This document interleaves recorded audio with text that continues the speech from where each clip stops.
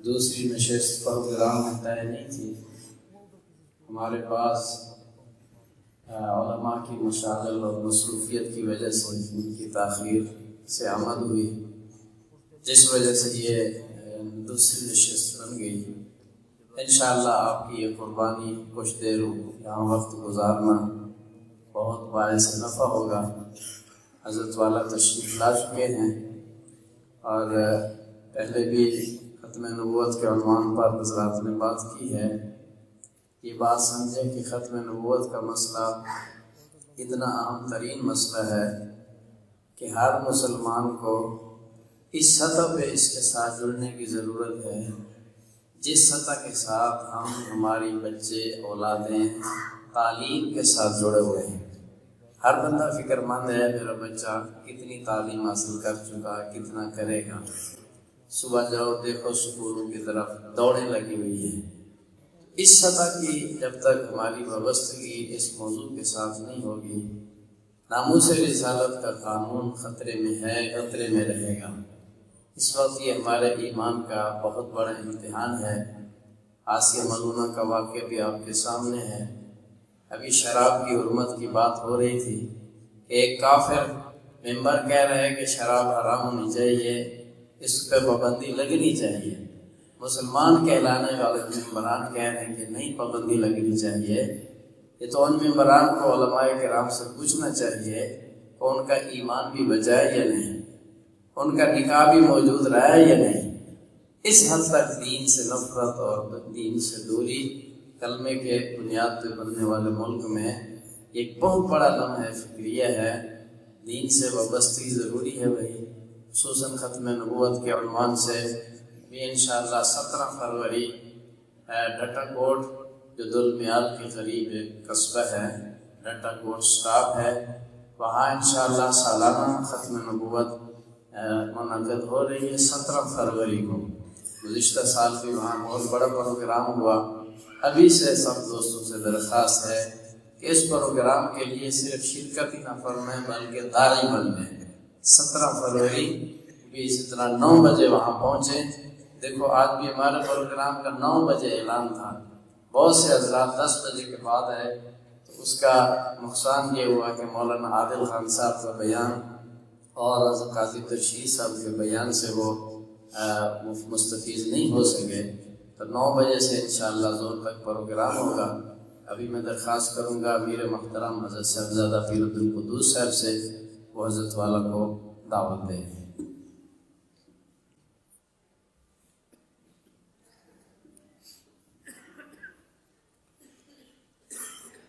بسم اللہ الرحمن الرحیم نحمد و نصلی علی رسول کریم اما بعد. الحمدللہ یہ علماء کنونشن موسومہ و عدد امت کنونشن اپنے اختتام کی طرف ہے اور ہماری خوش قسمتی ہے کہ ہماری دعوت کو حضرت مولانا عبدالعزیز ذوالفقار نقشبندی مجدد دامت برکاتہ العالیہ نے قبول فرمایا. یہ وہ مسجد ہے ساتھ نبی وقاص جس کا نام ہے. حضرت جی تشریف لائے ہوئے تھے چکوال خانقاہ پہ اور مولانا ابوبکر حمزہ صاحب نے حضرت جی سے درخواست کی کہ مسجد ہم بنانے لگے ہیں، ہم یہ چاہ رہے ہیں کہ آپ سنگ بنیاد رکھ دیں. تو الحمدللہ حضرت جی نے اس وقت بھی دعوت قبول کی تھی اور اسی مسجد کا سنگ بنیاد حضرت جی دامت برکاتہ نے اپنے دست مبارک سے خود رکھا تھا. مفتی معاذ صاحب اور میں اور علماء کچھ جھن حاضر ہوئے تو حضرت جی دامت برکاتہ سے میں نے عرض کیا کہ اس مسجد کا سنگ بنیاد بھی آپ ہی نے رکھا تھا اور ہمارے چکوال کے علماء یہ چاہتے ہیں کہ آپ کچھ واضح و نصیحت بھی ان سے فرمائیں. تو آپ مہربانی فرما کر وحدت امت کنونشن کے لیے وقت دے دیں. تو حضرت جی نے دامت برکاتہ نے کمال شفقت کا مظاہرہ کرتے ہوئے کہ میری چکوال میں حاضری بھی ہو جائے گی اور علماء کی میں زیارت بھی کر لوں گا، اپنا ٹائم عطا فرما دیا. میں جمعیت اہل سنت والجماعت سے وابستہ تمام علماء کرام، شورا اور مجلس عاملہ کی طرف سے حضرت جی دامت برکاتہ کو ممنون ہوں کہ انہوں نے اپنی گوناگون مصروفیات میں سے وقت نکالا اور ایک بہت لمبا سفر کر کے یہاں چکوال تشریف لائے۔ کل رات عشاء کے بعد حضرت جی دامت برکاتہ نے بہاولپور میں بیان فرمایا اور ان عوارض اور ویرانہ سالی اور لمبا سفر اور اس کی صعوبتیں برداشت کرتے ہوئے چکوال تشریف لائے۔ ہم سب بڑے ممنون ہیں، بہت بڑے بڑے اجتماعات ہوئے جس میں حضرت جی کے بیانات ہوئے اور ماشاءاللہ ہزاروں لوگوں نے توبہ کی۔ ایسے ایسے اجتماعات ہوئے جس میں لاکھ سوا لاکھ بندہ وہاں موجود تھا۔ حضرت 40,000 خواتین کا پتہ چلا ہے کہ صرف مجمع 40,000 خواتین کا تھا۔ الحمدللہ اللہ تعالیٰ نے اپنی بارگاہ میں بھی حضرت جی دامت برکاتہ کو قبولیت عطا فرمائی ہے اور عوام اور علماء میں بھی قبولیت عطا فرمائی۔ ہماری دعا ہے کہ اللہ تعالیٰ ان کا سایہ تا دیر ہمارے سروں پر قائم فرمائے اور ان کی فیوزات سے ہمیں بہرمند فرمائے۔ ابھی حضرت جی دامت برکاتہ بیان فرمائیں گے اور بیان کے بعد حضرت جی انشاءاللہ کلمات بیعت بھی، کلمات توبہ بھی پڑھائیں گے۔ جو ساتھی بیعت ہونا چاہیں گے ان کو سلسلہ آگے میں بیعت بھی فرمائیں گے۔ تو میں کوئی انتہائی ادب سے گزارش کروں گا، محبوب العلماء مسلمہ تاجدار اولیاء نقشبند والد ماجد حضرت مرشد عالم رحمۃ اللہ علیہ کے محبوب خلیفہ حضرت مولانا پیر ذوالفقار احمد نقشبندی مجدد دامت برکاتہ العالیہ سے کہ وہ وحدت امت علماء کنونشن سے اور چکوال کے علماء سے مخاطب ہوں۔ حضرت مولانا پیر ذوالفقار احمد نقشبندی مجدد دامت برکاتہ العالیہ۔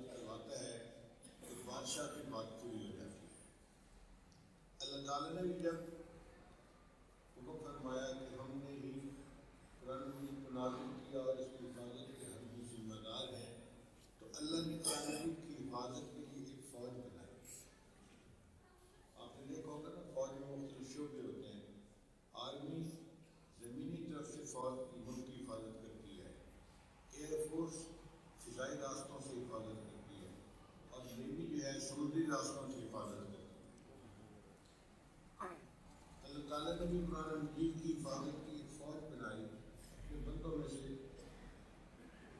اللہ تعالیٰ نے قراء حضرات کو بنایا جو حروف قرآن کے محافظ ہیں، قرآن مجید کے حروف کے محافظ۔ کوئی بندہ ایک حرف کو دوسرے سے بدل نہیں سکتا۔ یہ 1995 کی بات ہے، نیو یارک یونیورسٹی میں ایک کمرہ تھا جس میں مسلمان نماز بچے پڑھتے تھے، عربی بھی تھے اور دوسرے ملکوں میں بھی تھے۔ وہاں تو شاید 100 سے زیادہ ملکوں کے لوگ تھے، تو بچے آ جاتے تھے اور نماز پڑھ پڑھا کے چلے جاتے تھے۔ ایک مرتبہ ایک مصر کا بچہ تھا عربی، اس نے عشاء کی نماز پڑھائی تو اس نے تلاوت کے دوران یوں آیت پڑھی، وَالضُّحَىٰ وَاللَّيْلِ إِذَا سَجَىٰ۔ اب سجا لفظ ہے، جیم ہے، گاف نہیں ہے، مگر چونکہ مصری حضرات میں جیم کو گاف بول لیتے ہیں، وہ جدہ کو بھی گدا کہتے ہیں، عام بول چال میں وہ گاف بولتے ہیں۔ بلکہ ایک مرتبہ ہم طواف کر رہے تھے تو ایک مصری دعا مانگ رہا تھا، اللہم انی اسألک الجنہ۔ میں واقعی سوچ رہا تھا کہ اللہ تعالیٰ نے کیا میں نے اس کو گنا پکڑا دیا ہے، اتنے تو یہی مانگا تھا۔ تو اس نے جب صدا پڑھا، ایک پاکستانی طالب علم تھا، اس نے پیچھے نماز پڑھی۔ اس نے نماز کے بعد اس لڑکے سے بات کی کہ آپ نے لفظ ٹھیک نہیں پڑھا، ٹھیک پڑھا۔ اب یہ جو بچہ پاکستانی تھا، یہ قاری نہیں تھا، لیکن اس نے کم از کم ناظرہ قرآن مجید کسی قاری سے پڑھا ضرور تھا، تو اس کو حروف کی پہچان تھی۔ اس پر اس بچے نے اسٹینڈ لیا اور یہ ایشو کھڑا ہو گیا۔ پھر اور بہت سارے ملکوں کے طلباء اس میں شامل ہو گئے، انتظامیہ تک بات پہنچی، تو فیصلہ اس پر ہوا کہ ایک امام رکھنا چاہیے جو قاری ہو اور صحیح انداز سے قرأت کر سکتا ہو۔ چنانچہ اس مسجد کے اندر باقاعدہ حکومت کی اپروول کے ساتھ ایک امام کو متعین کیا گیا اور آئندہ ہمیشہ کے لیے نماز پڑھانے کا مسئلہ حل ہو گیا۔ تو ایک طالب علم ہے، خود قاری بھی نہیں ہے، مگر اس نے بھی حرف قرآن کی حفاظت کر کے دکھا دی۔ حفاظ قرآن الفاظ قرآن کے محافظ ہیں، علماء حضرات معانی قرآن کے محافظ ہیں، اور جو مشائخ حضرات ہیں یہ معارف قرآن کے محافظ ہیں۔ اب یہ سب مل کر ایک فوج بنتی ہے جو قرآن مجید کی حفاظت کی فوج ہے، اور یہ شروع زمانے سے لے کر نبی اسلام کے زمانے سے لے کر آج تک امت کے اندر موجود ہے۔ نبی اسلام کے اپنے زمانے میں سیدنا صدیق اکبر عنہ حافظ تھے، حضرت عمر عنہ حافظ تھے، حضرت عثمان غنی عنہ حافظ تھے، حضرت علی عنہ حافظ تھے، اور صحابہ میں سے ہزاروں حضرات حافظ تھے۔ تو یہ قرآن مجید کی ایک حفاظت کی جماعت تھی جو نبی اسلام کے زمانے میں بن چکی تھی۔ آج کل کمپیوٹر پر کوئی کام کیا جائے تو ان کی حفاظت کے دو طریقے ہوتے ہیں، ایک ہوتا ہے اس کی سافٹ کاپی رکھ لینا ہارڈ ڈسک پہ یا کسی ڈسک پہ، اس کو محفوظ کر کے رکھ لینا، اور دوسرا ہوتا ہے کہ اس کو پرنٹر سے پرنٹ کر کے ہارڈ کاپی رکھ لینا۔ تو سافٹ کاپی بھی رکھتے ہیں اور ہارڈ کاپی بھی رکھتے ہیں۔ اللہ تعالیٰ نے قرآن مجید کو دو طرح سے محفوظ کروایا، ایک تو اپنے بندوں میں سے کچھ ایسے بندے بنا دیے جن کو قرآن مجید سے محبت تھی اور انہوں نے قرآن مجید کو یاد کر لیا اور ان کے دماغ قرآن مجید کی فلیش ڈرائیو بن گئے۔ جہاں کھڑے ہوں، جہاں بیٹھے ہوں، آپ ایک لفظ بتائیں وہ آپ کو پوری آیت پڑھ کے سنا دیں گے. وہ قرآن مجید کی فلیش ڈرائیو ہے. اور دوسرا نبی علیہ الصلوۃ والسلام پر جب وحی اترتی تھی تو اللہ کے محبوب صلی اللہ علیہ وسلم اس کو لکھوا دیا کرتے تھے. اس زمانے میں لکھنے پڑھنے کا رواج بہت کم تھا. 17 صحابہ تھے جو لکھنا پڑھنا جانتے تھے. ان میں سے جو قریب ہوتا ان کے ذریعے سے لکھوا دیا جاتا تھا.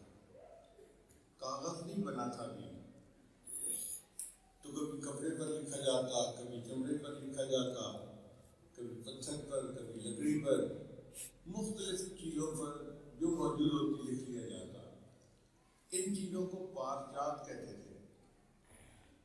چنانچہ نبی علیہ السلام کے مبارک زمانے میں قرآن مجید کو پارچات کے اوپر لکھوا دیا گیا تھا, مگر جو لکھتا تھا وہ اپنے پاس محفوظ رکھ لیتا تھا. یہ پارچات بکھرے ہوئے تھے.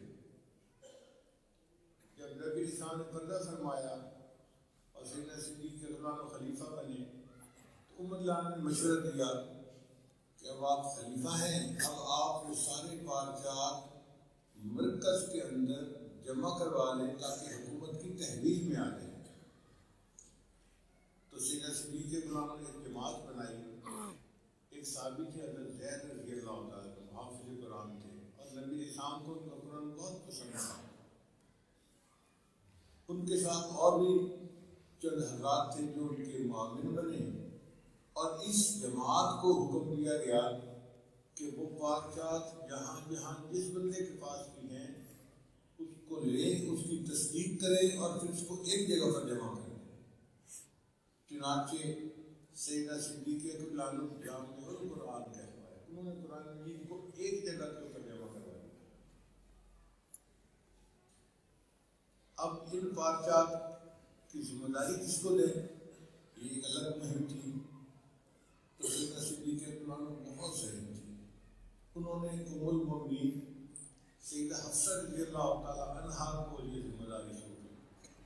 آپ امت کی ماں ہیں, کوئی یہ اعتراف نہیں کر سکتا کہ ان کے پاس یہ چیز کیوں محفوظ کروائی گئی اور ان کو کیوں متعین کیا.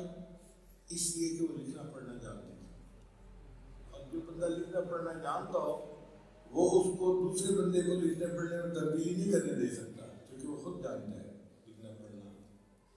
چنانچہ امت اس کے اوپر متفق ہو گئی اور یہ سارے پارچات سیدہ حفصہ رضی اللہ تعالیٰ عنہ کے پاس محفوظ رہے.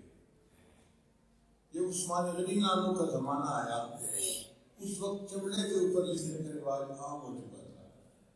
چنانچہ سیدنا عثمان غنی رضی اللہ تعالیٰ عنہ ان پارچات کے ذریعے سے قرآن مجید کی 7 کاپیاں بنوائیں, 7 قرآن مجید لکھوائے, جلد بنوائی.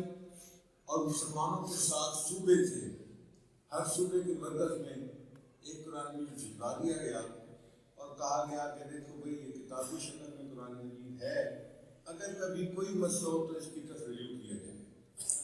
ان 7 قرآن مجید میں سے 2 قرآن مجید اس وقت بھی دنیا میں محفوظ موجود ہیں. ایک ترکی میں استنبول کے عجائب گھر میں پڑا ہوا ہے اور ایک ازبکستان میں تاشکند کے ایک مرکز کے اندر پڑا ہوا ہے. الحمدللہ مجھے اللہ تعالیٰ نے یہ دونوں قرآن مجید دیکھنے کی سعادت نصیب فرمائی. مگر آپ دیکھیے کہ قرآن مجید نبی علیہ السلام کے زمانے سے لے کر آج تک فلیش ڈرائیو کی شکل میں بھی محفوظ. اس وقت کی دنیا میں ہزاروں نہیں لاکھوں حفاظ ہیں ہر ملک میں اور ہر شہر میں, ہر قصبے میں جو قرآن مجید کی حافظ ہیں اور کتابی شکل میں بھی قرآن مجید محفوظ ہے, آج تک محفوظ چلا رہا ہے.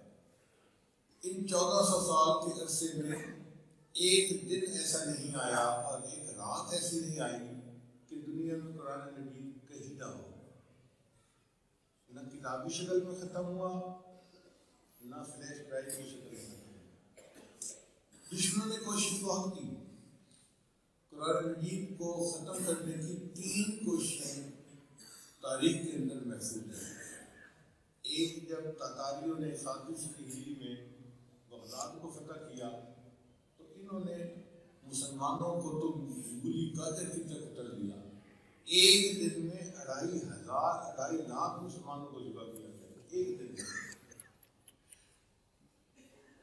مسلمان کمزور تھے اور تاکاری حالت تھے. انہوں نے دوسرا کام یہ کیا کہ مسلمانوں کی کتابوں کو اور قرآن مجید کو اٹھا کر دریا میں ڈال دیا, دجلہ اور فرات کے اندر ڈال دیا. اتنی کتابیں ڈالی کہ دریا کے اوپر پل بن گیا تھا. ایک تاکاری ایک طرف سے چلنا شروع کرتا تھا اور ان کتابوں کے اوپر چلتا ہوا دریا کے دوسری طرف اتر جاتا تھا. 1 مہینے تک دریا کا پانی جو تھا وہ کالے رنگ کا ہو کر بہتا رہا,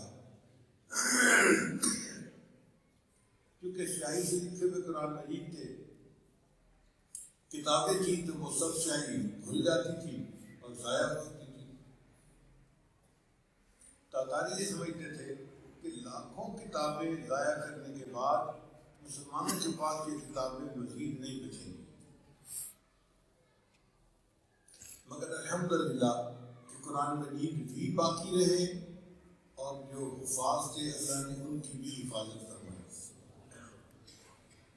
پھر ایک دوسری کوشش ہوئی,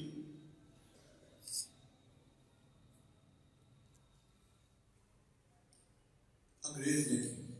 برطانوی سامراج جب تھا نا ہمارے ملک میں, تو انگریز فرنگی نے یہ کوشش کی کہ قرآن مجید کو ختم کر دینا چاہیے.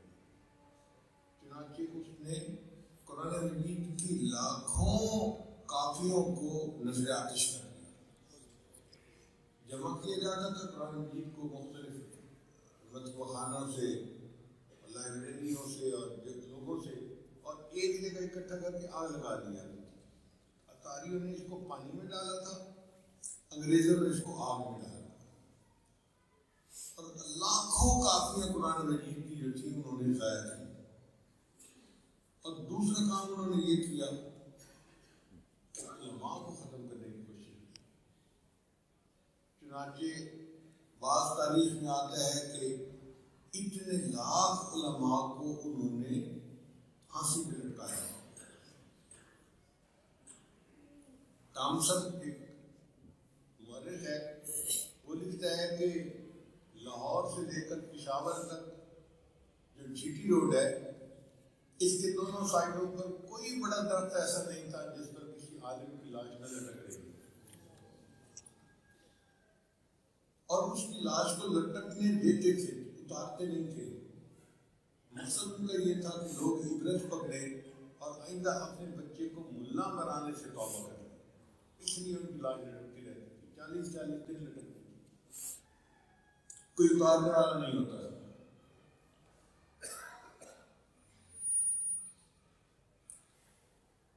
ایک عالم تھے, ان کی انگلی زخمی تھی, تو انگریزوں نے اس کو پکڑ لیا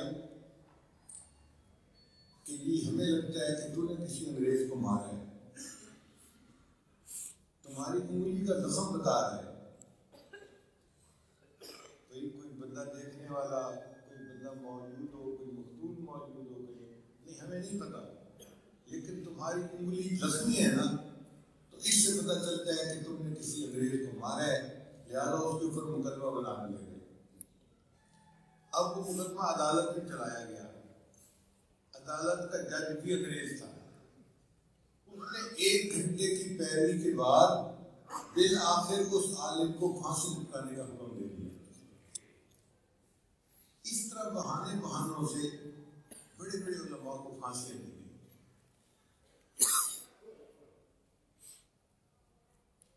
اور مدارس کو انہوں نے ختم کرنے کی کوشش کی. اس زمانے میں مدارس جو تھے وہ وقف کی جائیداد سے چلتے تھے.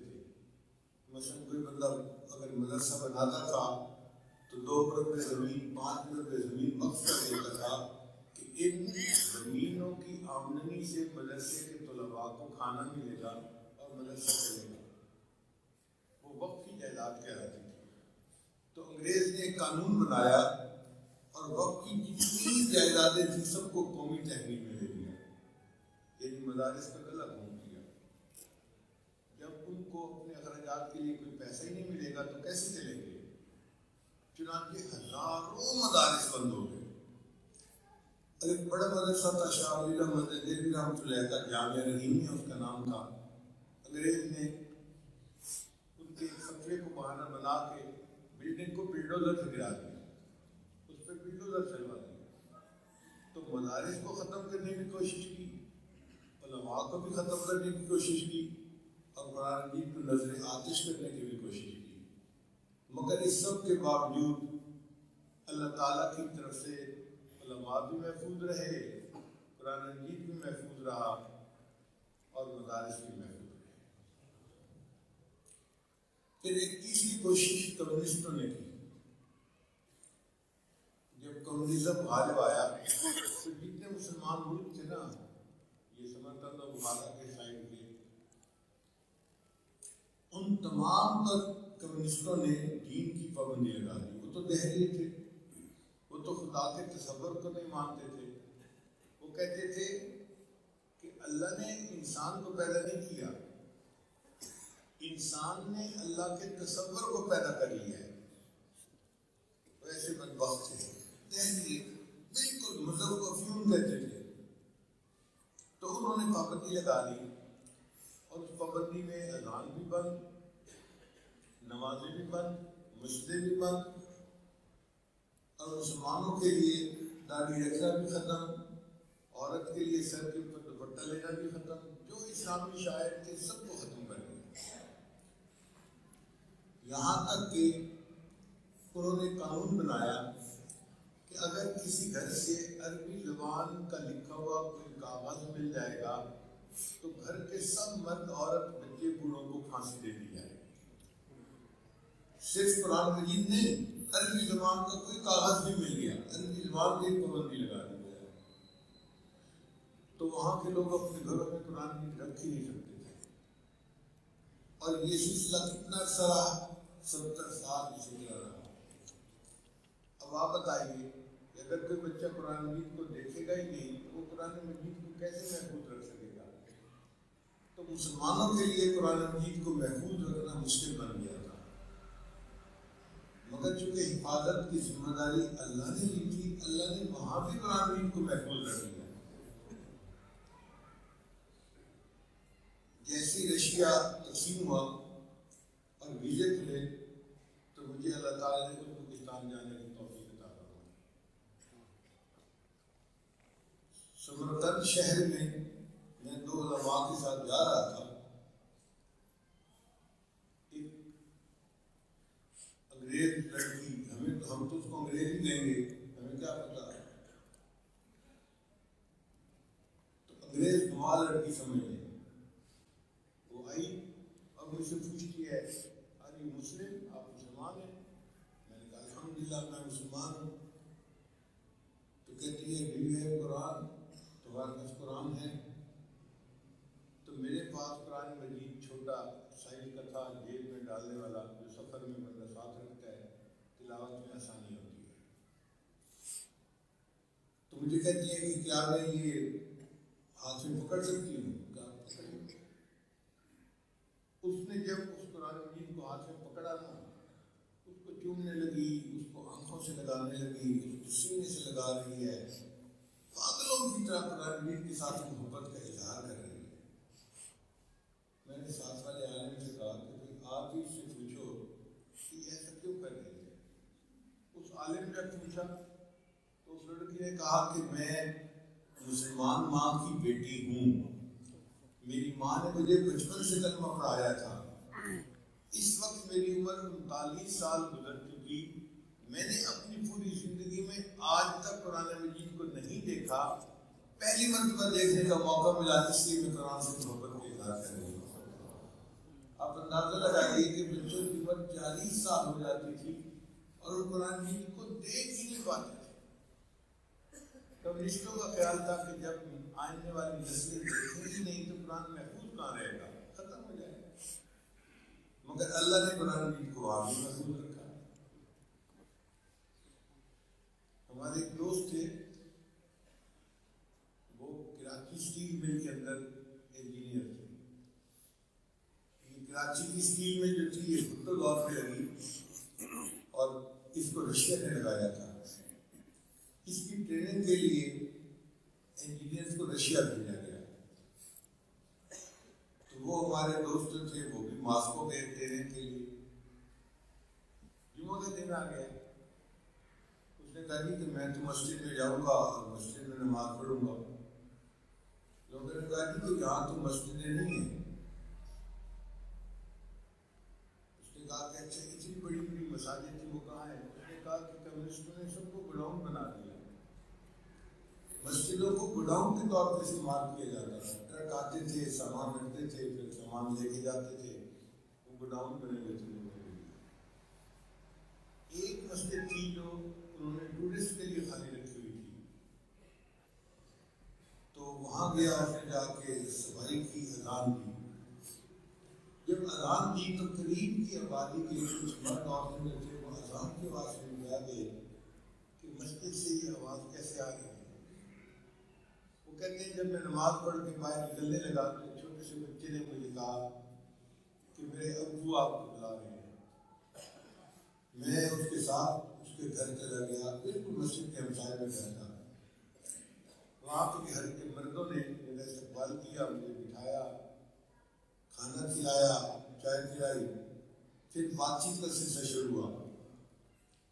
وہ پاکستان کی مختلف باتیں پوچھتے رہے، میں ان سے وہاں کے حالات پوچھتا رہا. بالکل میرے سامنے ایک بچہ تھا جو 6-7 سال کا بیٹھا تھا. وہ بیٹھا ہوا تھا. وہ میری طرف بڑے غور سے دیکھ رہا تھا. تو میں نے اس بچے سے پوچھا کہ بچے تم کیا کرتے ہو؟ اس کے والد نے کہا یہ قرآن پاک کا حافظ ہے.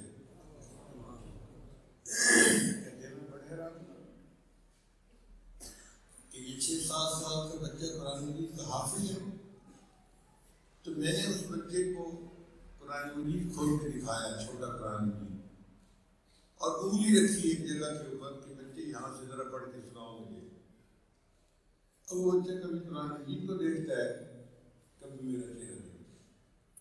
میں نے کہا پڑھو یہاں سے. وہ پھر قرآن مجید کو بھی دیکھتا ہے، پھر مجھے بھی دیکھتا ہے. پھر تیسری مرتبہ میں نے اسے کہا کہ یہاں سے پڑھو، یا ایھا الذین آمنوا اتقوا اللہ حق تقاته. کہتے بس یہ 2 لفظ میرے پڑھنے کی ضرورت تھی. بچے نے پڑھنا شروع کیا اور پڑھتا ہی چلا جا رہا تھا. میں حیران، پہلے پڑھتا نہیں تھا اور اب پڑھنا شروع کیا تو اب تھکتا نہیں ہے، رکتا نہیں ہے. تو میں نے اس کے والد سے پوچھا کہ مسئلہ کیا ہے. اس نے کہا جی آپ لوگوں کے ہاں قرآن مجید کتاب کی شکل میں اپنے گھروں میں رکھنا جائز ہے اور آپ لوگ رکھتے ہیں. ہمارے یہاں اس پر پابندی ہے 70 سال سے. تو ہمارے بچے قرآن مجید کو دیکھتے نہیں ہیں، اپنے استاد کے پاس جاتے ہیں اور استاد ان کو ایک آیت روزانہ زبانی سبق دے دیتے ہیں، جیسے نابینا کو سبق دیتے ہیں نا. تو یہ بچے ایک ایک آیت کو یاد کرتے کرتے قرآن مجید کے حافظ تو بن جاتے ہیں، قرآن مجید کو ناظرہ پڑھنا نہیں جانتے. تو جب آپ نے کہا نا کہ قرآن مجید یہاں سے پڑھو، اس کو کیا پتا کہ تم کس پر ہاتھ لگا رہے ہو. جب آیت پڑھی آمنوا اتقوا اللہ حق تقاته، اس کو پتہ چل گیا، اس نے پڑھنا شروع کر دیا. تو انجینئر کہنے لگے کہ میں حیران تھا کہ لوگوں تم کاغذ پر لکھے ہوئے قرآن مجید پہ تو پابندی لگا سکتے ہو، جو سینوں میں قرآن مجید لکھا ہوا ہے تو مسجد پہ پابندی نہیں لگا سکتے. تو ان لوگوں نے قرآن مجید کو کیسے محفوظ رکھا کہ اگر استاد فرض پر درسی ہوتا تو باپ اپنے بیٹے کو اس کے پاس شاگرد بنا کر بٹھا دیتا. وہ اپنے استاد سے کپڑے سینا بھی سیکھتا اور ساتھ ہی ساتھ 1-2 آیتیں روز کی سبق لے کر زبانی یاد کرتے کرتے وہ بچہ قرآن مجید کا حافظ بھی بن جاتا ہے. اللہ نے اس طرح قرآن مجید کی حفاظت فرمائی اور ایک نسل سے اگلی نسل میں قرآن مجید چلتا رہا. ابھی ہم لوگ وہیں تھے کہ وہاں کی حکومت نے ایک کانفرنس کروائی، اس کا نام تھا قرات کانفرنس. انہوں نے شرط لگائی کہ اس کانفرنس میں تلاوت کے لیے وہ بندہ درخواست دے جو پورے قرآن مجید کا حافظ ہو.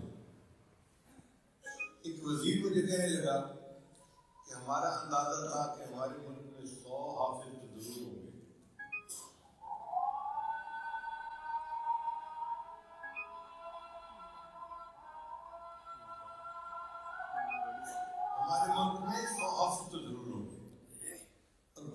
کہتے تھے نہیں 100 نہیں 200 حافظ ہوں گے، تو ہم 100 اور 200 حافظوں کی توقع رکھتے تھے کہ ہمارے ملک میں ہوں گے۔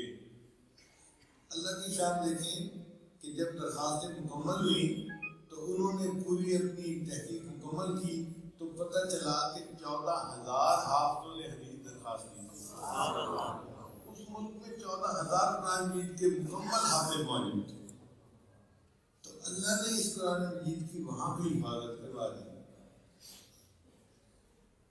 اور وہاں عالم بھی بنتے تھے۔ یہ نہیں کہ صرف حافظ بھی بنے، عالم بھی بنے، قاری بھی بنے۔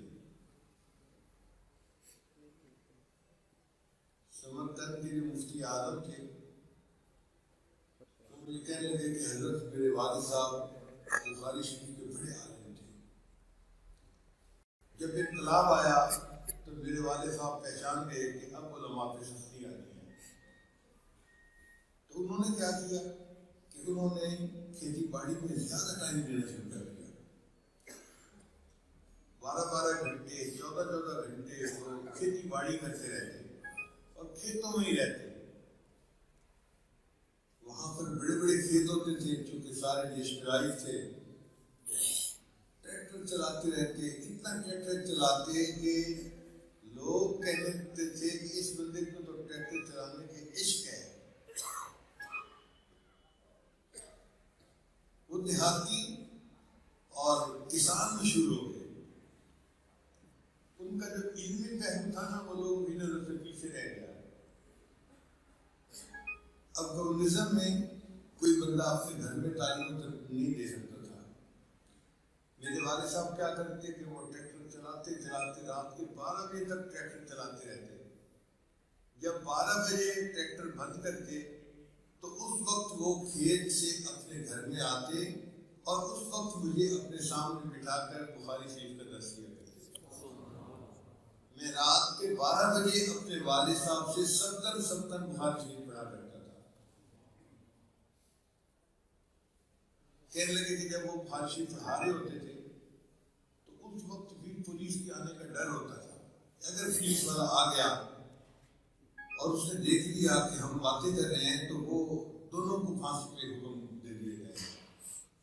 تو ہم کیا کرتے تھے کہ دسترخوان کے اوپر کھانا رکھوا دیتے تھے، چائے رکھوا دیتے تھے اور آپس میں بیٹھ کے باتیں کرتے رہتے تھے۔ پولیس والا آ جاتا تھا، کیا کر رہے ہو؟ یہ ہم کھانا کھا رہے ہیں، یہ ہم چائے پی رہے ہیں، اور کھانا اور چائے موجود ہوتا تھا۔ اس کا نام انہوں نے رکھا تھا دسترخوان کا مدرسہ۔ تو اس طرح دسترخوان کی شکل میں بیٹھ کے پڑھتے پڑھاتے بھی تھے، ساتھ کھانا بھی کھاتے تھے، اور پولیس والوں کو پتہ بھی نہیں چلنے دیتے تھے۔ پولیس آتی تھی تو کہتے تھے یہ ہم کھانا کھا رہے ہیں، اور پولیس والے چلے جاتے تھے تو ایک دوسرے کو سرفراہ پڑھاتے تھے، بخاری شریف پڑھاتے تھے، علم ایک دوسرے کو منتقل کرتے تھے۔ عالم بھی محفوظ رہے، مدرسے بھی محفوظ رہے، قرآن مجید بھی اللہ نے محفوظ رکھا۔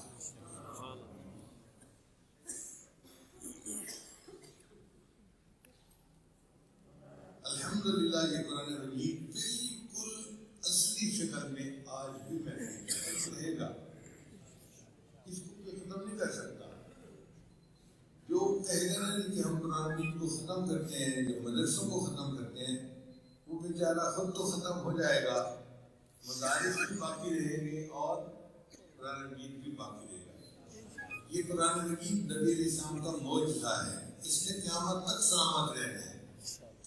اس کی حفاظت کی ذمہ داری اللہ نے لی ہے، اور اللہ میں اتنی طاقت ہے کہ وہ ایک کام کو کرنا چاہے تو اس کو کر لیں، کوئی ان کو روک نہیں سکتا۔ واللہ غالب علی امرہ، اللہ اپنے امر میں غالب ہوتا ہے، کوئی ان کا راستہ نہیں روک سکتا۔ تو دیکھو 1400 سال اللہ نے قرآن کی حفاظت کر کے دکھائی، اور قرآن آج بھی اصلی حالت میں موجود ہے۔ چند سال پہلے جرمنی کی یونیورسٹی ہے، نیوک یونیورسٹی، انہوں نے کہا کہ مسلمان دعویٰ کرتے ہیں ہمارا قرآن محفوظ ہے، اس کی تصدیق تو کرنی چاہیے۔ اس کے لیے انہوں نے ایک ڈپارٹمنٹ، تھیولوجیکل ڈپارٹمنٹ، اس کے ذمہ لگایا کام، ان کو بلڈنگ بنا کے دی، اور ان کو $10 لاکھ دیے کہ تم تحقیق کرو کہ قرآن مجید محفوظ ہے یا نہیں. اب جو ذمہ دار لوگ تھے وہ مل بیٹھے کہ کیسے تصدیق کریں قرآن مجید محفوظ ہے یا نہیں. ان کیسے کرتے ہیں؟ دنیا کے مختلف ملکوں کے مختلف شہروں سے قرآن مجید کی کاپیاں اکٹھی کرتے ہیں. اب یہ مختلف چھاپہ خانوں پہ بکتا ہے، چھپتا ہے، تو کہیں نہ کہیں کوئی نہ کوئی تو اونچ نیچ ہوگی صحیح. انہوں نے قرآن مجید کی 40,000 کاپیاں اپنے انسٹیٹیوٹ میں اکٹھی کی. پھر انہوں نے 100 بندے رکھے اور ایک قرآن مجید ایک کو دیا، دوسرے کو دیا، تیسرے کو دیا، یعنی 100 قرآن مجید ایک وقت میں ان لوگوں کو دیے. پھر سکرین پر ان کے سامنے وہ ایک صفحہ دکھاتے اور کہتے کہ دیکھو یہ صفحہ اس طرح ہے یا نہیں. اب ہر بندہ بیٹھ کے دیکھ رہا ہوتا یہ لفظ اس طرح ہے یا نہیں، یہ لفظ اس طرح ہے یا نہیں. ایک ایک نقطے کو، ایک ایک حرف کو دیکھتے دیکھتے انہوں نے کئی سالوں میں جا کر 40,000 نسخوں کی جو ہے تصدیق کی اور بالآخر انہوں نے فیصلہ دیا کہ کسی ایک قرآن مجید میں ایک نقطے کا بھی فرق نہیں تھا. اِنَّا نَحْنُ نَزَّلْنَا الذِّكْرَ وَإِنَّا لَهُ لَحَافِظُونَ. بے شک اس قرآن مجید کو ہم نے ہی نازل کیا اور اس کی حفاظت کے بھی ہم ہی ذمہ دار ہیں. تو مجلس رب کریم نے یہ حکم دیا ہے نا، اسی نے قرآن مجید کی حفاظت کرتے ہوئے کہا کہ اب اگر قرآن مجید محفوظ رہے گا تو حافظ بھی محفوظ رہیں گے، عالم بھی محفوظ رہیں گے، مدارس بھی محفوظ رہیں گے. اتار چڑھاؤ آتا رہتا ہے. ہمارے ملک میں پھر اتار چڑھاؤ شروع ہو رہا ہے. امریکہ بہادر اپنے پیسے کے زور پہ ہمارے حکومت کے لوگوں میں، فوج کے لوگوں میں اپنے بندے گھسا دیتا ہے، مفاد پرست لوگ گھسا دیتا ہے اور پھر ان کو کہتے ہیں کہ تم اپنے ملک میں اس پہ پابندی لگاؤ، اس پہ پابندی لگاؤ.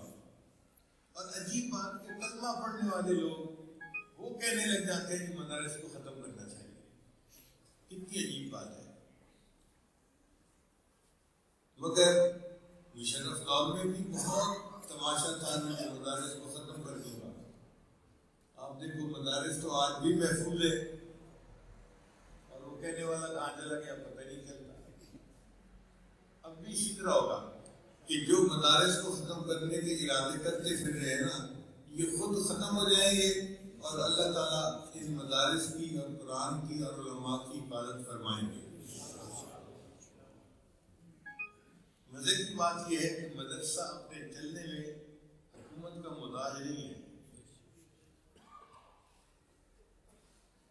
اس لیے کسی مدرسے والوں نے آج تک حکومت کو درخواست نہیں کی کہ جی ہمیں فنڈ کی ضرورت ہے. حالانکہ فنڈ چاہیے تو ہوتے ہیں مگر اللہ تعالیٰ انتظام کر دیتے ہیں. اب دیکھیں عوام الناس کے اندر اللہ کا تصور تو ہے نا، تو کسی کو خوشی ہوئی تو خوشی کی وجہ سے وہ کہتا ہے کہ جی اللہ کے راستے میں شروع کر دیں. میرے بیٹے کی نوکری لگ گئی، میرے بیٹے کا آج رشتہ فائنل ہو گیا، آج فلاں کو صحت ہو گئی، تو صدقہ کرو. اب وہ صدقے کے پیسے کہاں لے کے جائیں؟ تو دل کہتا ہے کہ جو بچے سارا دن قرآن مجید پڑھتے ہیں وہ اس کے زیادہ حقدار ہیں. تو لوگ چل کے آتے ہیں اور آ کر مدرسے والوں کو چلانے کے لیے پیسے دے کے جاتے ہیں. کسی کو غمی ہوئی، اچھا بھائی صدقہ دے دو، 2 بکرے دے دو. یہ بکروں کا گوشت کہاں بھیجیں؟ چل کے آتے ہیں اور بکروں کا گوشت مدرسے کے انتظامیہ کے حوالے کرتے ہیں کہ جی بچوں کو پکا کے کھلا دیں. تو بچے اپنے گھر میں بیٹھے ہوتے ہیں، اللہ تعالیٰ وہیں ان کا رزق ان کو پہنچا دیتے ہیں، جانے کی ضرورت نہیں پڑتی. ہمارے ایک دوست ہیں بنو کے، ان کا مدرسہ ہے. اللہ کی شان دیکھیں، ان کے مدرسے کے ساتھ فوجیوں نے کیمپ لگا دیے. اب اس طرف جاتے ہوئے بھی لوگ گھبراتے تھے، مگر ان ان کے مدرسے کے طلباء پھر بھی پڑھتے رہے اور مدرسہ چلتا رہا. تو میں نے ان کو بلا کے پوچھا، میں نے کہا بھائی ان دنوں میں آپ کا مدرسہ کیسے چلتا رہا؟ کہ اللہ تعالیٰ نے مہربانی کی، فوجیوں کے ہاتھوں چلتا رہا. میں نے کہا وہ کیسے؟ کہنے لگا جی کہ فوجیوں کو کوئی مہم پیش آتی تھی نا تو کمانڈر کہتا تھا 4 کالے بکرے صدقہ دے کے آؤں.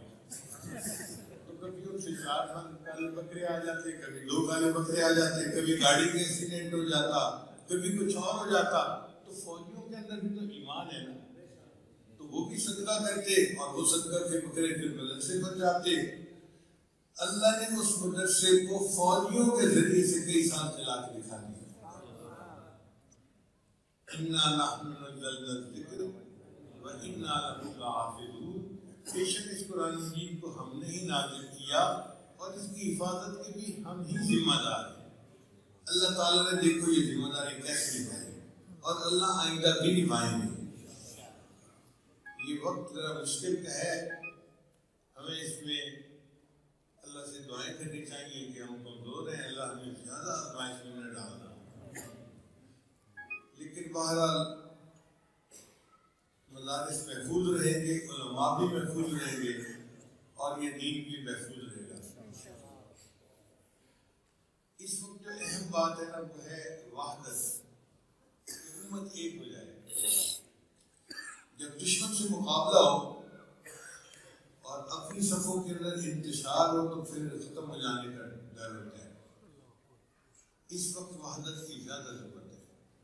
اور خوشی اس بات کی ہے کہ ہمارے پیر خانہ ہے چکوال، یہاں سے ہمارے حضرت مرشد عالم رحمۃ اللہ کے صاحبزادے حضرت مولانا عبدالقدوس دامت برکاتہم نے اس تحریک کا آغاز کیا. مجھے لگتا ہے یہ ان کے والد گرامی کی روحانیت کا یہ کمال ہے. ان کے دل میں بات آئی، جنہوں نے اپنے دوستوں کو کی کہ 2 سے 4، 4 سے 10 اس طرح بڑھتے بڑھتے آج اتنے 100 علماء ایک جگہ پر بیٹھے ہیں اور وحدت امت کے بارے میں سوچ رہے ہیں. ہماری بقا کا یہ معاملہ ہے. اگر ہم ایک نہیں بنیں گے تو ختم ہو جائیں گے. وَتَفْشَلُوا وَتَذْهَبَ رِيحُكُمْ. اللہ فرماتے ہیں کہ تم بکھر جاؤ گے نا، الگ الگ ہو جاؤ گے تو تمہاری ہوائیں اکھڑ جائے گی. بہت چھوٹے تھے ہم، 1960 کی بات ہے، تو اسکول میں ایک کتاب میں ہم ایک سٹوری پڑھتے تھے کہ ایک جنگل میں 2 بیل تھے. ایک بیل گورا تھا اور ایک بیل سفید تھا اور ایک کالا تھا، مگر دونوں میں دوستی تھی. اس جنگل میں ایک شیر بھی رہتا تھا. وہ شیر جب بھی ان میں سے کسی ایک بیل پر حملہ کرتا تو دوسرا بیل آ کر شیر کو ٹکر مارتا تھا اور شیر کو اپنا خطرہ پڑتا، شیر بھاگ جاتا تھا. چنانچہ وہ دونوں بیل محفوظ تھے. وہ مزے سے اپنا چارہ چرتے اور محفوظ رہتے، دونوں اکٹھے رہے. شیر بڑا پریشان کہ بھئی یہ دونوں بیل میرے قابو میں نہیں آتے اور یہ موٹے ہوتے جا رہے ہیں، مضبوط سے مضبوط تر ہوتے جا رہے ہیں، ان کو کھانے کا کوئی طریقہ سوچے. تو شیر نے کافی سوچ بچار کے بعد ایک ترکیب سوچی. وہ گورے کے پاس گیا اور کہنے لگا دیکھو آپ تو سفید رنگ کے ہیں، اتنے خوبصورت نظر آتے ہیں، اور یہ جو کلو ہے نا یہ بھی اپنے آپ کو بڑا خوبصورت سمجھتا ہے، یہ تمہاری برابری کرتا پھر ہے، حالانکہ یہ تمہارے برابر کا تو نہیں ہے. اس نے اس گورے بیل کے دل میں کالے بیل کے دل میں نفرت ڈالی. تو گورے بیل نے پھر شیر سے پوچھا کہ اس کا حل کیا ہے. اس نے کہا اس کا حل یہ ہے کہ میں کل اس کلو پہ حملہ کروں گا اور تم دور بیٹھ کے تماشا دیکھتے رہنا. تم تو دوست ہو نا میرے اور تم خوبصورت ہو اور پھر تم جنگل میں اکیلے رہ جاؤ گے اور تم ہی حسین ہو گے، تمہاری برابری کرنے والا کوئی ہوگا ہی نہیں. تو سفید بیل کو یہ بات سمجھ آ گئی. اس نے کہا ٹھیک ہے. چنانچہ اگلے دن شیر نے کالے بیل کے اوپر حملہ کر دیا. سفید بیل ایک طرف بیٹھ کے آرام سے تماشا دیکھتا رہا تو شیر نے کالے بیل کو مار کے اس کو پھاڑ دیا، کھا لیا. اچھی طرح جب اس کے جو ہے نا اس نے بوٹیاں کھا لی، ہڈیاں بچ گئیں، تو کوئی ایک ہفتہ گزرنے کے بعد شیر پھر سفید بال کے بیل کے اوپر حملہ کرنے کے لیے آیا. تو سفید بال نے بیل نے کہا بھائی میں اور آپ تو دوست تھے نا. اس نے کہا ہاں ہم دوست تھے جب کالا بیل زندہ تھا، اب وہ مر گیا ہے، اب دوست نہیں ہے. اس نے حملہ کیا اور سفید کو بھی کھا لیا. تو اسی طرح ہوتا ہے کہ آپس میں ان کو جمع نہ ہونے دو، پہلے ایک کو ختم کرو پھر دوسرے کو ختم کر دو. ہم بھی اسی طرح اگر آپس میں بٹے رہیں گے تو دشمن کے لیے ہمیں ختم کرنا بہت آسان ہو جائے گا، اور اگر متحد ہو کر رہیں گے تو اللہ تعالیٰ ہماری حفاظت فرمائے گا. ایک بوڑھا آدمی تھا، اس کے 10 بیٹے تھے.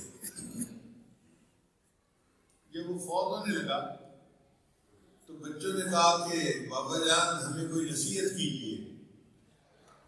اس نے کہا بیٹا 10 لکڑیاں لے کے آؤ. وہ 10 لکڑیاں لے کے آئے تو بڑے بھائی نے کہا کہ ان کی گٹھڑی باندھ دو. انہوں نے 10 لکڑیوں کی گٹھڑی باندھ دی. تو بڑے میاں نے اپنے سب بچوں کو بلایا اور کہا کہ اس گٹھڑے کو مجھے توڑ کے دکھاؤ کسی حالت میں. اب وہ 10 لکڑیاں بندھی ہوئی ہیں، ان کو اکٹھا توڑنا کوئی آسان کام تو نہیں تھا.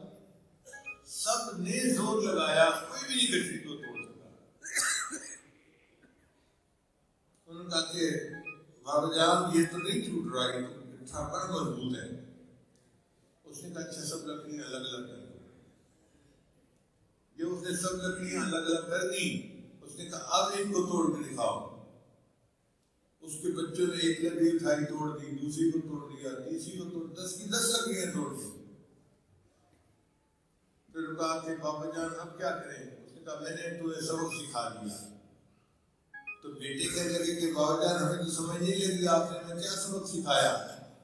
اس نے کہا بیٹے یہی تو سبق سکھایا ہے کہ جب یہ 10 لکڑیاں اکٹھی تھیں تم 10 نے مل کے زور لگایا، گٹھے کو نہیں توڑ سکے. جب یہ الگ الگ ہو گئی تو تم نے ایک ایک لکڑی کر کے سب کو توڑ دیا. تم 10 بھائی ہو، 10 کے 10 اکٹھے رہو گے، تمہارے دشمن تمہیں ختم نہیں کر سکیں گے. لیکن جب تم ایک دوسرے سے الگ الگ ہو جاؤ گے تو دشمن تم سب کو ختم کر دے گا. تو اتفاق میں برکت ہوتی ہے. یہ جو یہاں آج نظارہ دیکھ رہے ہیں نا کہ فلاں بھی اکٹھا ہے، فلاں بھی اکٹھا ہے، فلاں بھی اکٹھا ہے، اس وقت اکٹھا ہونا ہماری ذمہ داری ہوتی ہے. وَاعْتَصِمُوا بِحَبْلِ اللَّهِ جَمِيعًا وَلَا تَفَرَّقُوا. اللہ فرماتے ہیں تم آپس میں الگ الگ نہ ہو بلکہ اکٹھے ہو جاؤ، اللہ کی رسی کو مضبوطی کے ساتھ پکڑ لو. تو اجتماعیت ہی میں ہمارا فائدہ ہے. دیندار لوگ جتنے ہیں جن کے دل میں دین کا غم ہے، یہ جو دین چاہتے ہیں، وہ سارے کے سارے اس موقع پر اکٹھے ہو جائیں اور ایک بن جائیں. اپنی خواہشات کو چھوڑ دیں، اپنی تمناؤں کو چھوڑ دیں، اپنی چاہتوں کو چھوڑ دیں. میں بڑا بنوں، مجھے پہچانا جائے، مجھے امیر بنایا جائے، میرا نام آئے، یہ سب فضول باتیں ہیں. ان کو پیچھے چھوڑیں.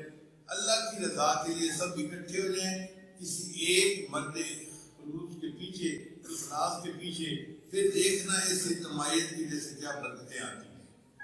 اللہ تعالیٰ اس طرح کی اجتماعیت ہر شہر میں عطا فرمائے اور ہمارے پورے ملک کے علماء کو ایک جھنڈے کے نیچے مجتمع ہونے کی توفیق عطا فرمائے اور اللہ تعالیٰ سب کی حفاظت فرمائے. وآخر دعوانا الحمد للہ رب العالمین.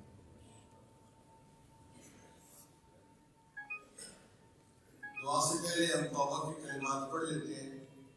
یہ کلمات سجدے دل کے ساتھ پیچھے پیچھے پڑھتے جائیے. بسم اللہ الرحمن الرحیم. لا الہ الا اللہ محمد رسول اللہ آمنت باللہ وملائکتہ وکتبہ ورسلہ والیوم الآخر والقدر خیرہ وشرہ من اللہ تعالی والبعث بعد الموت آمنت باللہ كما هو بأسمائه وصفاته وقبلت جميع أحكامه إقرار باللسان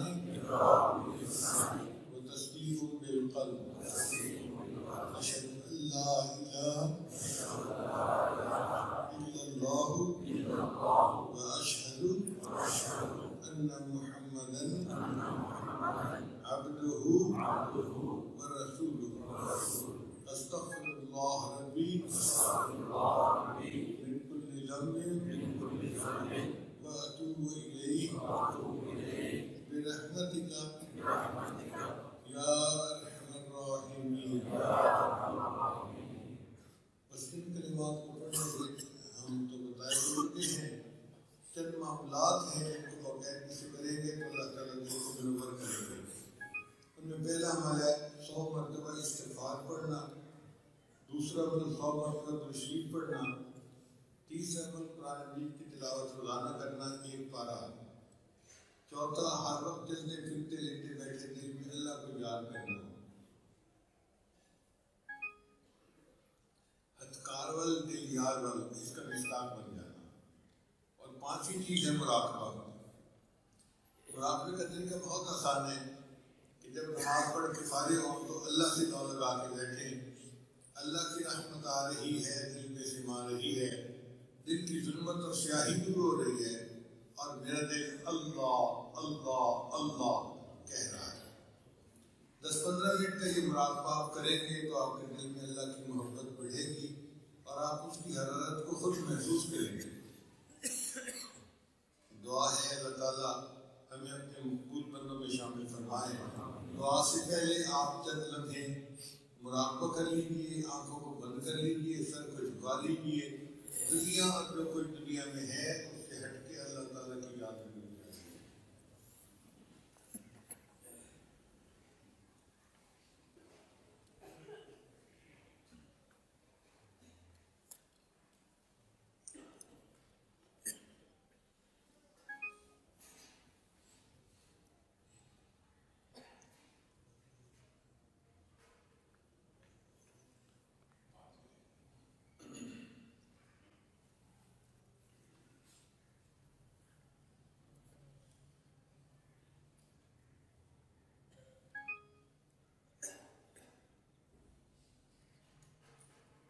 گھٹ کے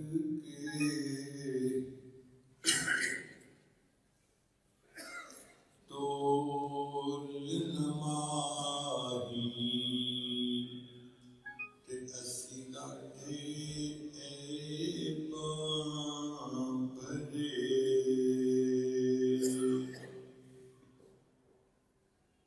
تکڑی گھٹ کے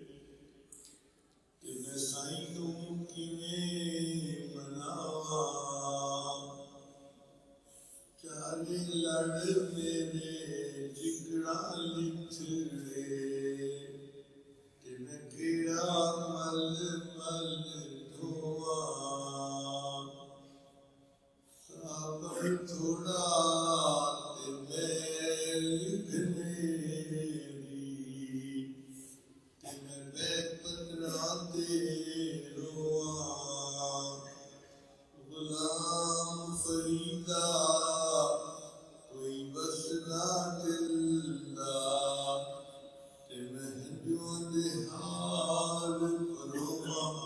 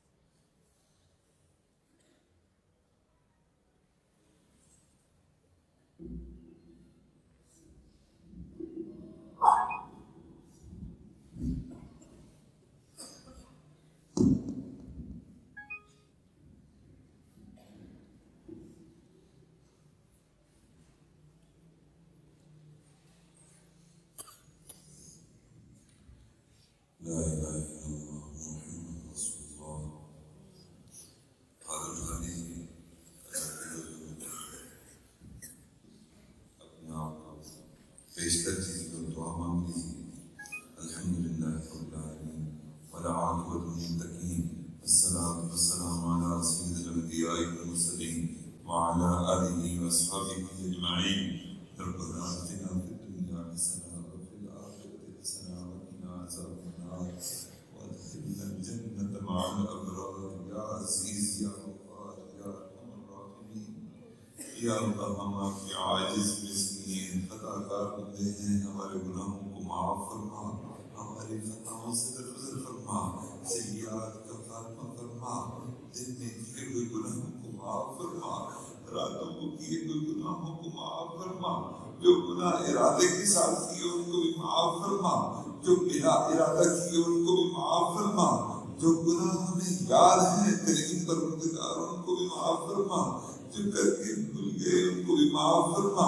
ہمارے صغیرہ کبیرہ تمام گناہوں کا خاتمہ فرما اے کریم پروردگار ہماری نظروں کو پاک فرما ہمارے دلوں کو صاف فرما ہمارے سینے میں اپنی محبت پیدا فرما اپنے عشق کی آتش ہمارے قلوب میں روشن فرما ہمارے انگ میں اپنا ذکر جاری فرما ہڈی ہڈی میں اپنا ذکر جاری فرما بوٹی بوٹی میں اپنا ذکر جاری فرما روئے روئے میں اپنا ذکر جاری فرما ہم سب کو سراپا ذکر بنا کریم پروردگار ہمارے بال سفید ہو گئے ہم اپنے دلوں کو سیاہ کر بیٹھے مالک حدیث پاک میں ہے کہ بندہ ایک گناہ کرتا ہے اس کے دل پر ایک نقطہ رکھ جاتا ہے مالک ہم تو پوری زندگی گناہ کر کر کے اپنے دلوں کو سیاہ کر بیٹھے مالک مہربانی فرما دیجیے لیکن آپ کی رحمت سے ہم مایوس نہیں مالک ہم وہ لوگ ہیں جن کو آپ نے قرآن کے لیے چنا یا اللہ دین کے لیے چنا حدیث کے لیے چنا ہم اپنی بدبختی کے سبب یہ اللہ گناہ کر بیٹھے شیطان ملعون ہمارے پیچھے ہے کریم پروردگار اس علم کے انتخاب کے باوجود اگر روزے قیامت آپ نے ہمیں مجرموں کی صف میں کھڑے کر دیا تو مالک ہم حضور پاک کو منہ دکھانے کے قابل نہیں رہیں گے یا اللہ ہمارے پیارے نبی کا دل دکھ جائے گا یا کریم آپ ان کے دل کو خوش کر دیجیے یا اللہ ہمارے مرنے سے پہلے ہمارے گناہوں کو معاف فرما دیجیے، اے مالک کرم کا معاملہ فرما دیجیے۔ یا اللہ جب علماء محدثین اکٹھے ہوتے ہیں یا اللہ ان میں سے تو بہت اعمال والے بھی ہوتے ہیں، اور یا اللہ کچھ ہمارے جیسے بدبخت بھی ہوتے ہیں۔ رب کریم آج وہ مجمع ہے علماء کا جس میں محبوب العلماء کی تشریف لائے ہوئے ہیں۔ یا اللہ ایک ایسا اللہ کا ولی آیا بیٹھا ہے جس نے یا اللہ پوری دنیا کے یا اللہ پتھر دل لوگوں کو آپ کے ذکر پر لگا دیا۔ یا اللہ مہربانی فرما دیجئے، اس کی ولایت کا صدقہ عطا فرما دیجئے۔ یا اللہ ان کے مرشد کی ولایت کا صدقہ عطا فرما دیجئے۔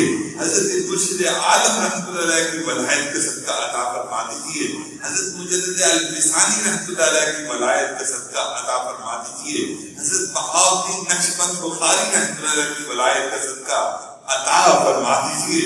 مالک مہربانی فرما دیجئے، ہم کم وقت ہیں، دین کا خدمت جس طریقے سے ہمیں کرنی چاہیے ہم نہیں کر سکتے۔ یا اللہ آپس میں منتشر ہیں، یا اللہ ہمیں مزید اتحاد کی لڑی میں پرو دیجیے۔ یا اللہ ہمارے مساجد اور مدارس کو قائم دائم فرما دیجیے۔ یا اللہ ان کو قرآن کے نور پھیلانے کا ذریعہ بنا دیجیے، حدیث کی روشنی پھیلانے کا ذریعہ بنا دیجیے۔ اے کریم پروردگار دعوت و تبلیغ کا کام یا اللہ اس کی بھی حفاظت فرما دیجیے۔ یا اللہ مہربانی فرما دیجیے، اس کو بھی نظر لگ رہی کریم پروردگار مہربانی فرما دیجیے۔ یا اللہ نظر سے اس کام کو بچا لیجیے۔ کریم خانقاہوں کی بھی حفاظت فرما دیجیے، مساجد اور مدارس کی حفاظت فرما دیجیے۔ یا اللہ ہمارے دینی جماعتیں پاکستان کی یا اللہ اور ان کے قائدین کی حفاظت فرما دیجیے۔ رب کریم نے ملک خدا دار ہے، ہمارے اکابر نے بڑی محنت سے حاصل کیا۔ یا اللہ مہربانی فرما کر یہاں قرآن و سنت کا نظام نافذ فرما دیجیے، اور جو علماء جو یا اللہ مشائخ دینی جماعتیں اس کام کے لیے مگن ہیں یا اللہ ان کے اس کام کو قبول فرما دیجیے۔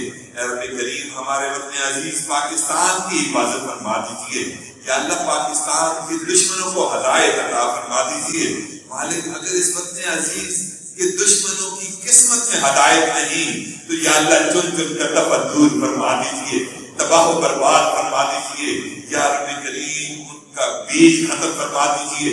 اے کریم پروردگار ہمارے اس وطن عزیز کے اداروں کی مستحکم فرما دیجیے، اس وطن عزیز کی فوج کو مستحکم فرما دیجیے، دیگر اداروں مقننہ انتظامیہ اور عدلیہ کو مستحکم فرما دیجیے۔ رب کریم مہربانی فرما کر ہمارے اس ملک کے حکمرانوں کو حکمت اور بصیرت کے مناسب فیصلے کرنے کی توفیق عطا فرما دیجیے۔ اے رب کریم یہ وہ ملک ہے جو کلمہ طیبہ کی بنیاد پر لیا گیا، یا اللہ ختم نبوت پر یہاں سوال اٹھائے جا رہے ہیں۔ رب کریم ختم نبوت کے یا اللہ منکرین کو تباہ و برباد فرما دیجیے، ان کے منصوبوں کو خاک میں ملا دیجیے۔ ہماری عالمی مجلس سے ختم نبوت جو دن رات اسلام کے لیے مشغول ہے، رب کریم ان کی محنت کو قبول فرما دیجیے۔ اے کریم پروردگار ملت اسلامیہ کی حفاظت فرما دیجیے، امت مسلمہ کی مشکلات کا خاتمہ فرما دیجیے۔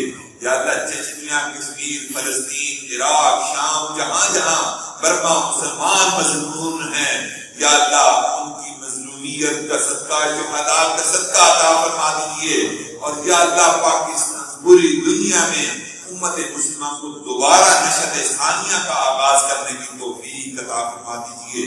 یا اللہ جتنے لوگ آئے دور قریب سے آئے، علماء تشریف لائے، اپنی مسجدوں اور مدرسوں کو چھوڑ کر یا اللہ اس وحدت امت کنونشن کو انہوں نے کامیاب بنایا۔ یا اللہ ان کی دین کے لیے محنت کو قبول فرما لیجیے۔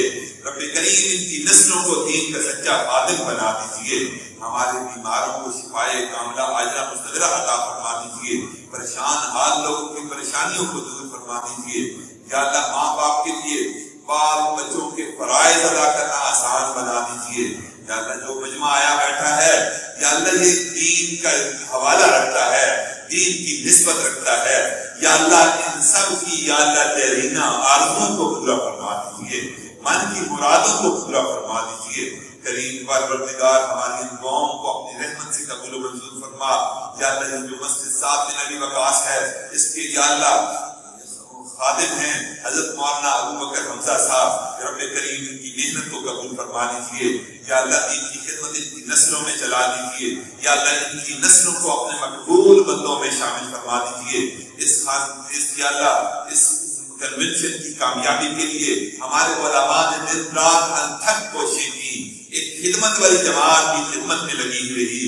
یا اللہ مہربانی فرما دیجیے، ان سب کی اس کاوش محنت اور خدمت کو اپنی بارگاہ میں پسند فرما لیجیے، اور ہمارے اس مبارک اتحاد میں مزید برکتیں پیدا فرما دیجیے، مزید وسعتیں پیدا فرما دیجیے.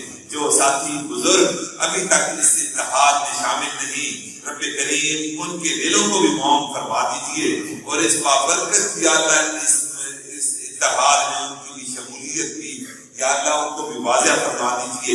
اے کریم پروردگار ہمارے حضرت کی دامت برکات تشریف لائے، یا اللہ ان کی زندگی میں برکت عطا فرما دیجیے، ان کی یا اللہ عمل میں برکت عطا فرما دیجیے، ان کے فیوزات میں مزید برکتیں عطا فرما دیجیے. رب کریم یہ فکر رکھتے ہیں، تڑپ رکھتے ہیں، دن رات اسی محنت میں ملکوں مارے پھر رہے ہیں، لوگوں کے دلوں کو یا اللہ آپ کی یاد سے منور فرما رہے ہیں. رب کریم ان کی مانگی ہوئی دعاؤں کو قبول فرما لیجیے، ان کی تڑپ کو قبول فرما لیجیے، ان کی محنت کو قبول فرما لیجیے، ان کی جماعت کو بھی اپنے مقبول جماعتوں میں شامل فرما دیجیے. رب کریم ہماری ان دعاؤں کو اپنی رحمت سے قبول و منظور فرما. ربنا تقبل منا انك انت السميع العليم وتب علينا انك انت التواب الرحيم. وصلى الله على النبي الامي الكريم وعلى اله واصحابه اجمعين برحمتك يا ارحم الراحمين.